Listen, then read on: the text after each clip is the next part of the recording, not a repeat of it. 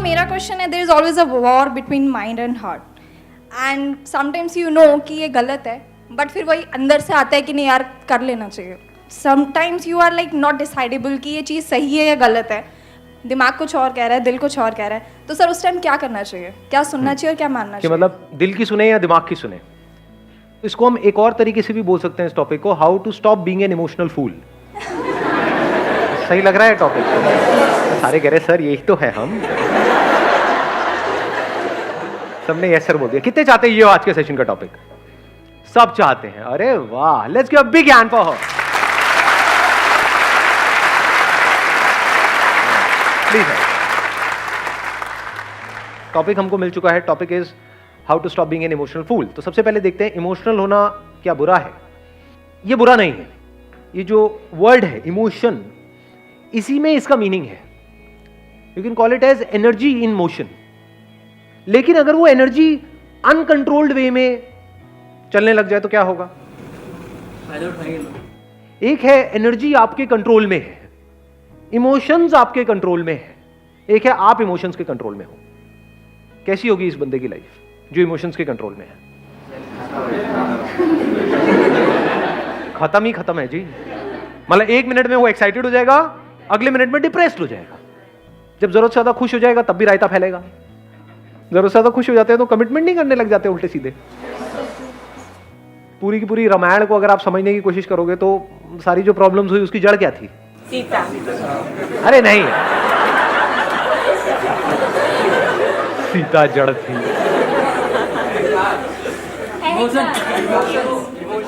कहां से खेल सारा शुरू हुआ था? वचन क्यों दिया था? तो रामलीला शुरू होने वाली है ऐसा लग रहा है. एक हनुमान भी आएगा थोड़ी देर में. यहाँ से ये दिख रही है ऊपर से रॉड. हनुमान जी आएंगे, लंका उनका जलाएंगे, करेंगे. देखते हैं क्या होता है. हाँ, नहीं समझने की कोशिश करते हैं क्या हुआ था. कैकेयी से बहुत खुश हो गए थे दशरथ जी को. उन्होंने उनको वचन दिया था कि जब भी आप मांगोगे वो हम देंगे. तो पूरी की पूरी रामायण की जड़ क्या है? नहीं, कैकेयी नहीं. कभी सीता, कभी कैकेयी. अबे पागल हो क्या? रुको.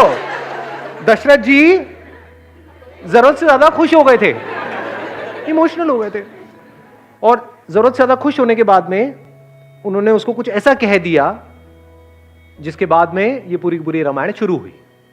तो हमारी भी जिंदगी की रामायण ऐसी ही शुरू होती है. जरूरत से ज्यादा खुश हो जाते हैं और किसी को कमिट नहीं करना चाहिए, कमिट कर दिया, उसके बाद वो फुद्दू घर के चक्कर लगा रहा है. उसके बाद रो रही, मैंने क्या कर दिया, थोड़ी जल्दी कर दी. फिर हमारी जिंदगी की रामायण शुरू होती है. ये रिलेट कर पा रहे हो इन सब बातों से? जरूरत से ज्यादा इमोशनल होकर के एक डिसीजन ले लिया अपने करियर का बहुत बड़ा, उसके बाद में रो रहे हैं बैठे बैठे पूरी लाइफ के लिए. ये मैंने क्या कर दिया, थोड़ा सोच समझ के नहीं कर सकता था, सोच समझ के नहीं कर सकती थी. ऐसा होता है लाइफ में? नहीं होता. कुछ गिने चुने बड़े डिसीजन हैं लाइफ में. और क्या है, एक रिलेशनशिप से रिलेटेड है, एक करियर से रिलेटेड है. ये दोनों ही डिसीजन सोच समझ करके प्रॉपरली लेने चाहिए या एकदम से इमोशनल होकर के लेने चाहिए? इमोशंस जो होते हैं ना, अब वो जनरेट कैसे होते हैं? हैपनिंग. यू आर सेइंग कि कुछ होता है हमारी लाइफ में, कोई इवेंट होता है, वहां से इमोशंस ट्रिगर होते हैं. तो इवेंट्स तो अनलिमिटेड होते हैं, हर एक पे इमोशंस ट्रिगर होते हैं. आपकी लाइफ में कितना कुछ होता है सुबह से रात तक?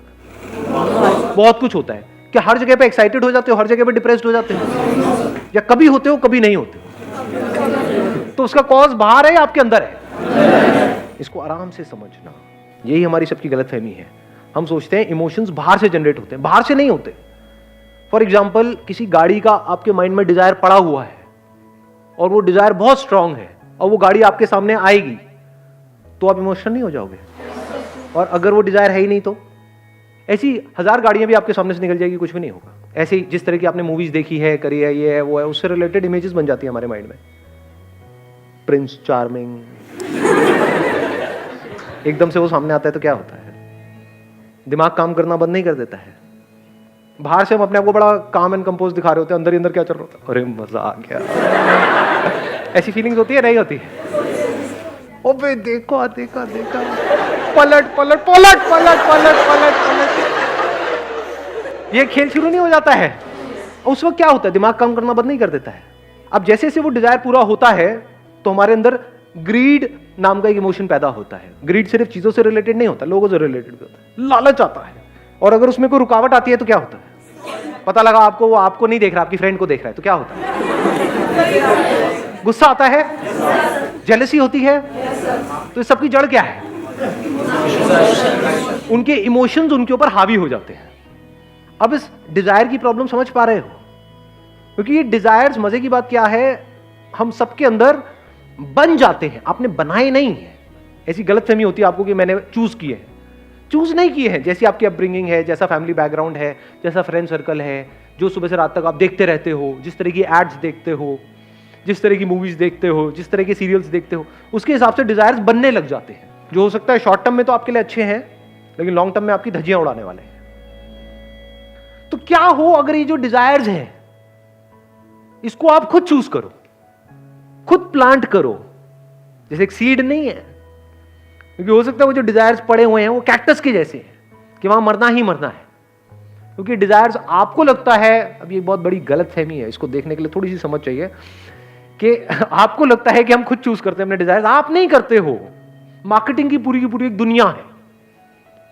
जिन लोगों का इंटरेस्ट है आपको जो चीज बेचने में, आपको पता भी नहीं लगेगा कैसे वो उससे रिलेटेड डिजायर्स आपके अंदर प्लांट करते चले जाएंगे, डायरेक्टली या इनडायरेक्टली।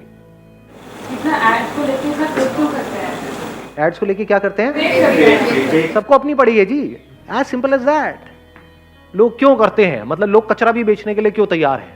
चलो कोई आदमी गरीब है तो उसका तो फिर भी समझ आता है कि वो अपनी फैमिली के लिए, किसी के लिए कर रहा है। अरे वो लोग जिनके बैंक अकाउंट में करोड़ों रुपए पड़े हैं, सो कॉल्ड सेलिब्रिटीज, क्या वो झूठ नहीं बोलते हैं आकर के? क्या वो जिन भी चीजों की ऐड कर रहे हैं वो खुद खाते पीते हैं? लेकिन ऐड तो करते हैं। क्यों करते हैं?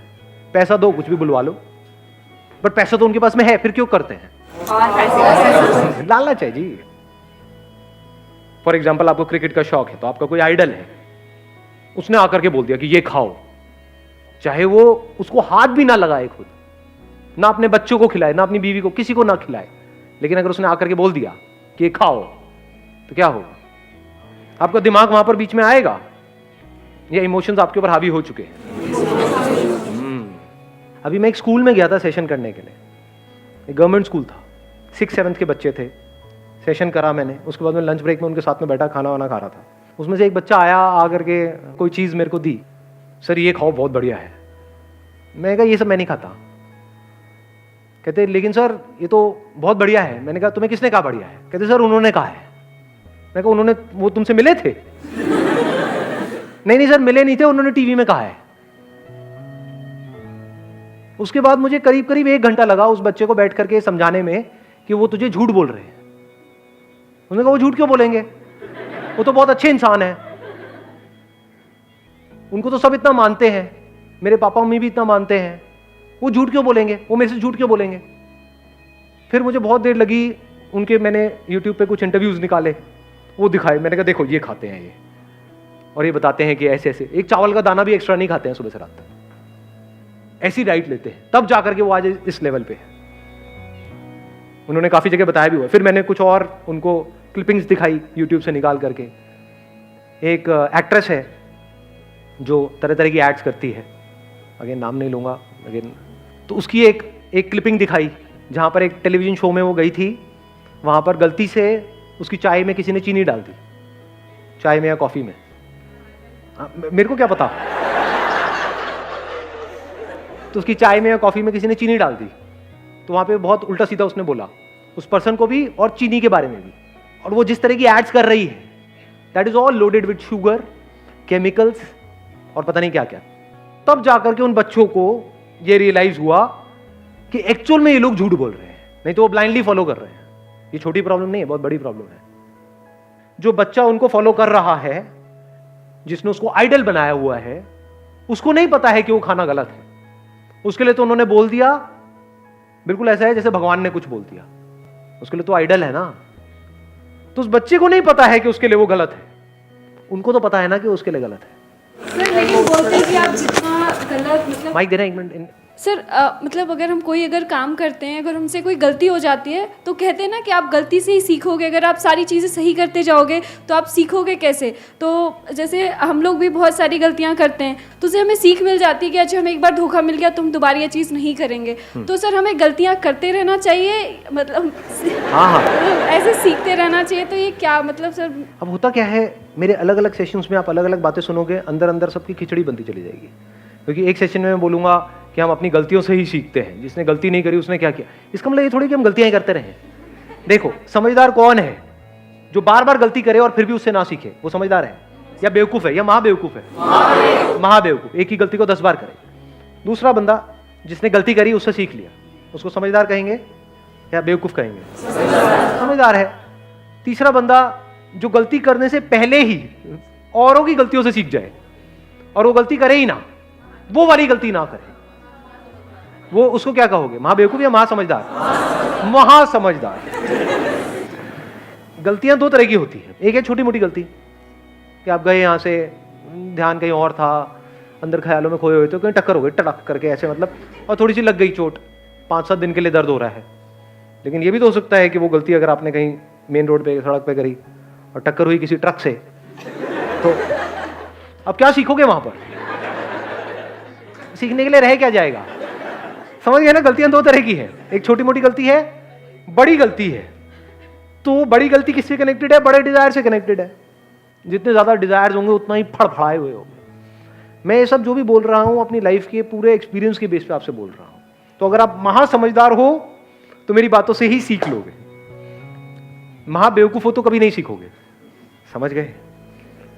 मैं लाइफ में कई जगह पे फंसा हूं। क्यों फंसा हूं? क्योंकि अंदर एक डिजायर को पनपता रहा कि मुझे ये चाहिए, ये चाहिए, ये चाहिए, ये चाहिए, ये चाहिए। जो वो चीज, वो जो अपॉर्चुनिटी है मेरे सामने आई तो दिमाग ने काम करना बंद कर दिया, इमोशनल होकर के कोई डिसीजन ले लिया, उसके बाद में भुगतता रहा अगले 5-10 साल तक। ऐसा लाइफ में होता है? नहीं होता है। तो मैं दिल से क्या चाहता हूं कि आपके साथ ऐसा ना हो। तो अगर ये सीख जाओ तो बच जाओगे। अब ऐसा नहीं होता है मेरे साथ में। क्यों नहीं होता है? अंदर कोई डिजायर ही नहीं, no desire of any kind. लेकिन एनर्जी की कोई कमी है? तो ऐसा क्यों हो रहा है? लगाओ थोड़ा सा दिमाग। राइट डिजायर प्लांट किया हुआ है। हाँ, राइट डिजायर प्लांट किया। राइट डिजायर प्लांट किया हुआ है अपने अंदर। अभी राइट डिजायर क्या है और रॉन्ग डिजायर क्या है? आराम से समझ लेना, आराम से, ठंडे दिमाग से। कुछ भी पाने का डिजायर, ये रॉन्ग डिजायर है। अपने आप को कैपेबल बनाने का डिजायर, अपनी कैपेबिलिटीज को बढ़ाने का डिजायर, अपना जो हाईएस्ट पोटेंशियल है उसको अचीव करने का डिजायर। यानी अगर आप एक क्रिकेटर हो तो आपका डिजायर क्या है? क्रिकेट में मुझे एक्स्ट्रा ऑर्डिनरी बनना है, चीजें इकट्ठी नहीं करनी है। चीजें तो उसके पास भी आएंगी लेकिन एटलीस्ट उसका माइंड उसके कंट्रोल में होगा। अब वो चूज करेगा कि मैं कौन सी ऐड करूं और कौन सी ना करूं। फॉर एग्जाम्पल, गाड़ी की है, बाइक की है, इंश्योरेंस की है, ये सारी जो एड्स हैं, इसको करने में कोई बुराई नहीं है। किसी की लाइफ थोड़ी ना खराब हो रही है। अच्छा, खाने पीने की चीज है, कौन देखने वाला है इस ऐड को? कुछ बच्चे देखने वाले हैं जो मुझे ब्लाइंडली फॉलो करते हैं। तो मैं ये ऐड नहीं करूंगा, और इसकी जगह मैं क्या करूंगा? अपने सारे इंटरव्यूज में बोलूंगा कि ये खाना सही है, ये खाना गलत है, ताकि एटलीस्ट मेरी वजह से किसी का अच्छा नहीं हो रहा तो किसी का बुरा ना हो, नंबर 1। और अगर मेरी वजह से किसी का अच्छा हो जाए तो उससे अच्छा कुछ हो ही नहीं सकता। ऐसी थिंकिंग कहां से आ सकती है? किसके माइंड में आ सकती है ऐसी थिंकिंग? जिसकी लाइफ का गोल हो कि मुझे खिलाड़ी बनना है, ना कि भिखारी बनना है। ये जो आपका पाने का डिजायर है, ये आपको भिखारी बनाता है। बड़ा आदमी, छोटा आदमी, ये सब क्या है? जाने अनजाने अगर ये डिजायर आपके अंदर प्लांट नहीं हो रहे हैं। घर में डायलॉग सुने नहीं सुने हैं? वो बहुत बड़ा आदमी है। बड़ा आदमी मतलब क्या? 8 फुट का है, 10 फुट का है? कौन है बड़ा आदमी? मतलब क्या? पैसा है और क्या? तो बड़ा आदमी मतलब जिसके पास पैसा बड़ा है। क्या वो एक्चुअल में बड़ा है? या हो सकता है उसकी सोच 2 कौड़ी की हो। तो सोच की क्या वैल्यू है हमारी सोसाइटी में? अंदर से बंदा कैसा है, उसकी क्या वैल्यू है? 0। तो जिसकी वैल्यू 0 है, एक्चुअल में वही लाइफ के लिए सबसे इंपॉर्टेंट है। क्योंकि अगर आपकी सोच सही तो आपकी लाइफ सही, आपकी लाइफ सही तो आपके आसपास वाले लोगों की लाइफ सही। Somebody who is peaceful from within, absolutely calm within, वही तो किसी और इंसान के जब कांटेक्ट में आएगा तो उसके साथ में कुछ अच्छा कर सकता है। जिसके अंदर पहले ही भूचाल है, मतलब बवंडर चल रहा है, वो जब भी किसी के कांटेक्ट में आएगा वो एक ही बात सोच रहा होगा, मैं इसको कैसे यूज करूं अपना वो पूरा करने के लिए। जो चीज मुझे चाहिए उसमें ये काम का है या नहीं है। काम का है तो आपके लारे लप्पे करेगा, नहीं है तो आपको साइड में कर देगा। ऐसी नहीं है दुनिया, अपना काम निकालने के बारे में सोचते सुबह से रात। ऐसे ही बनना चाहते हो, या फिर ऐसे बनना चाहते हो कि कहीं पर बैठे हो किसी के साथ में, अब वो चाहे अमीर है गरीब है कोई फर्क नहीं पड़ता है, चाहे रोड के साइड में बैठ करके चाय पी रहे हो, घंटों तक बैठे हो, बैठ करके देख रहे हो, ऑब्जर्व कर रहे हो। ये ऑब्जर्व करने के लिए अंदर एक ठहराव होना चाहिए, अंदर खुशी होनी चाहिए। खुशी और पीस ऑफ माइंड अलग अलग चीजें हैं, एक ही है? अलग है? एक ही है? एक ही है। ये अलग अलग चीजें नहीं है, नाम अलग अलग है। उसको आप शांति कहो, खुशी कहो, एक ही चीज है। आप लोग खुश रहना तो चाहते हो, सब रहना चाहते हैं दुनिया में, लेकिन ये नहीं पता है खुश रहते कैसे हैं। ऐसे सीड्स अपने अंदर प्लांट करने होते हैं जो जैसे जैसे लाइफ आगे बढ़े आप अंदर से और पीसफुल होते चले जाओ। Wish you all the very best. Thank you so much for coming.